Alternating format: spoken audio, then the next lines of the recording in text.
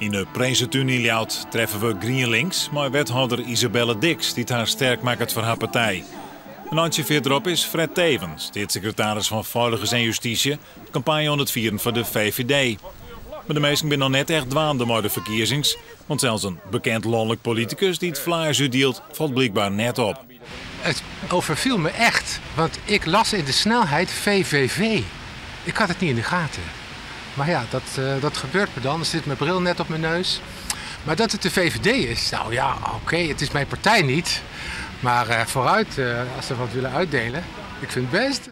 Deze stem gaat verlengd voor de VVD, maar toch in te spelen op het thema veiligers, op het even de stemmers goed je te kennen. Nou, het plan ziet eruit dat we straks bij de nationale politie, als dat komt per 1 januari, dat we veel flexibeler inzet hebben. En dat we dus proberen in de zomermaanden, bijvoorbeeld en op de Friese Meren, op de Waddeneilanden, maar ook hier op een locatie zoals hier in Leeuwarden, gewoon proberen meer politietoezicht te hebben.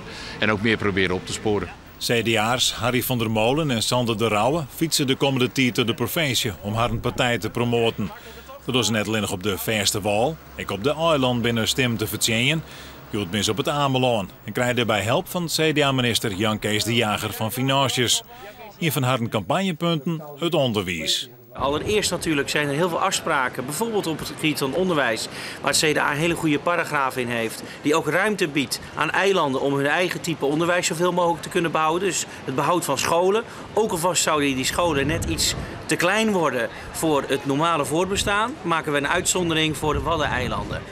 Een officieel zelfskip, keurige heren, beziek het hier Ameland. Ja. Heb je enig idee waar die binnen? Nee, geen idee. Nee, ja, ik zag dat het CDA wie, maar wat die lui daar hier, ik weet het net. Hij de minister van Financiën net herkend? Nee, wie dat? Jan Kees de Jager? Nee, dat zei me niks.